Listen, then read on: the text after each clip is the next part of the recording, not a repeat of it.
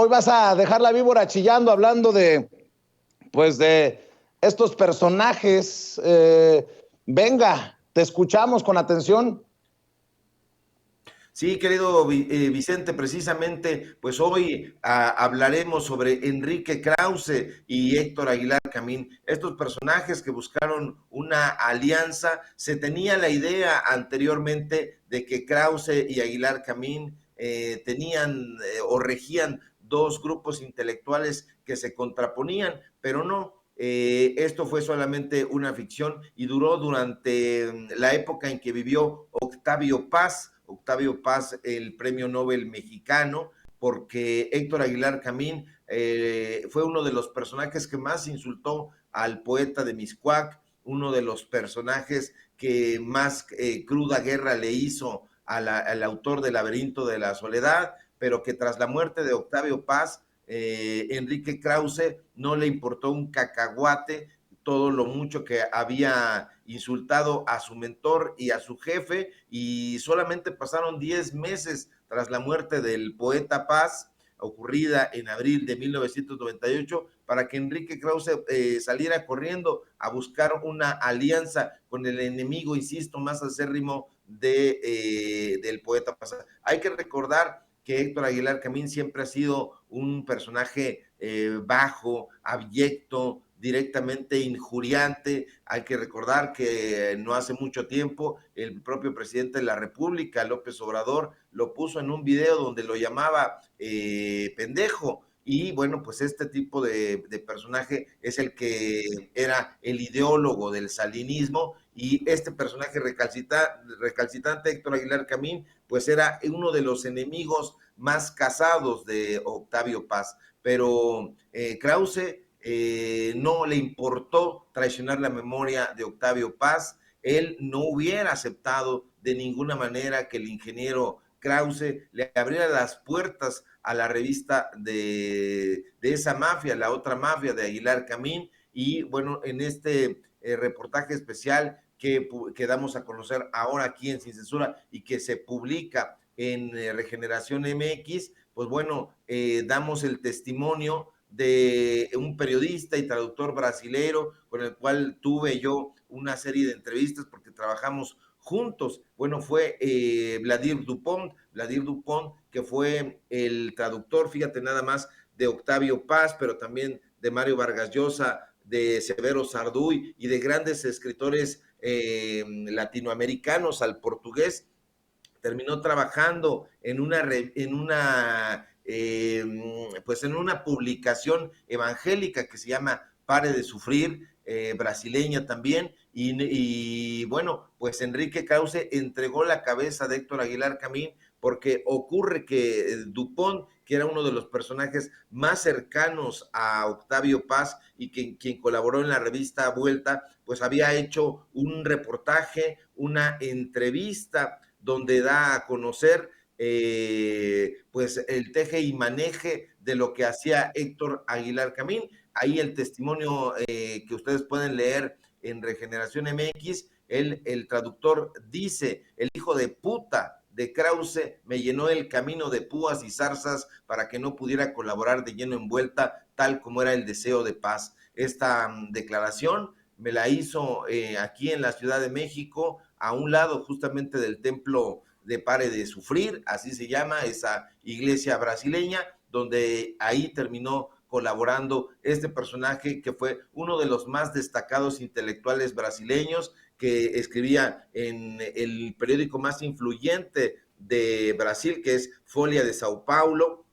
Y bueno, aquí damos a conocer cómo fue que Enrique Krause traiciona la memoria de Octavio Paz y se va a abrazar con Héctor Aguilar Camín. Incluso hubo un pacto que se encargaron de tutelar el propio Carlos Fuentes antes de morir y tras la muerte de Octavio Paz, porque él aspiraba al cetro del máximo intelectual mexicano. Y entonces Carlos Fuentes decide darse un abrazo con el propio Enrique Krause, a quien en algún momento había considerado una cucaracha ambiciosa. Nosotros recuperamos aquí el testimonio en este trabajo de Vladimir Dupont, un personaje que padeció desempleo y durante algún tiempo tuvo que trabajar en este templo evangélico editando un semanario pues bastante ramplón, y tuvo que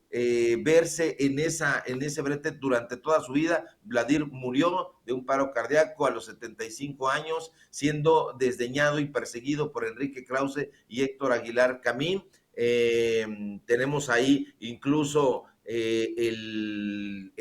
la copia del texto que se publicó en febrero de 1993, donde Aguilar Camín llama a Octavio Paz un viejo narcisista que nadie quiere en México. Y bueno, ahí está Vladimir Dupont, es el que da a conocer en Brasil y en prácticamente en el mundo cultural latinoamericano que Héctor Aguilar Camín había prestado los servicios intelectuales a Carlos Salinas de Gortari. Es el que lo revela, e incluso eso paradójicamente hizo un escándalo en España. El propio diario El País lo retomó en aquella época, y Aguilar Camín no olvidaría jamás aquella afrenta pública, porque es un hombre vengativo y con la acrimonia que siempre lo ha caracterizado. El dueño de la empresa Nexo Sociedad, Ciencia y Literatura, pues le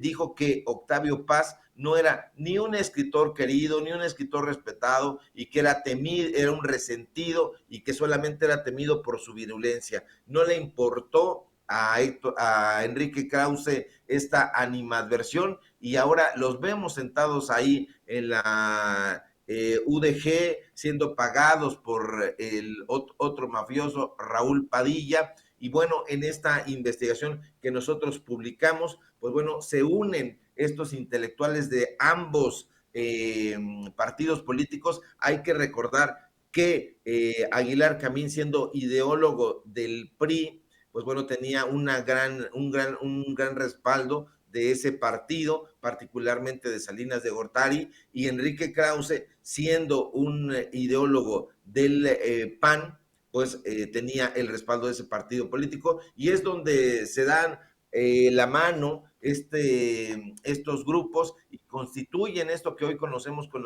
como los intelectuales del PRIAN. Esta es la génesis, me lo platican gente del mismo Letras Libres. Ahí doy a conocer los testimonios. Me van a odiar y nos van a odiar aquí, querido Vicente, nos van a decir que somos tejedores de propaganda, pero están los testimonios, los damos con nombre y apellido. Vladimir Dupont, quien fue perseguido por Aguilar Camín y ejecutado intelectualmente por Enrique Krause. También da su testimonio Malva Flores, que es la actual directora de poesía, así le llaman, editora de poesía en Letras Libres, y ella en un libro nos da a conocer que sí, en efecto, existió este contubernio entre ambos grupos. Incluso en la revista Nexos, en un texto firmado por el hermano menor de Aguilar Camín, Luis Miguel Aguilar Camín, y Rafael Pérez Gay, hacen lo que llamaron un saludo a Letras Libres,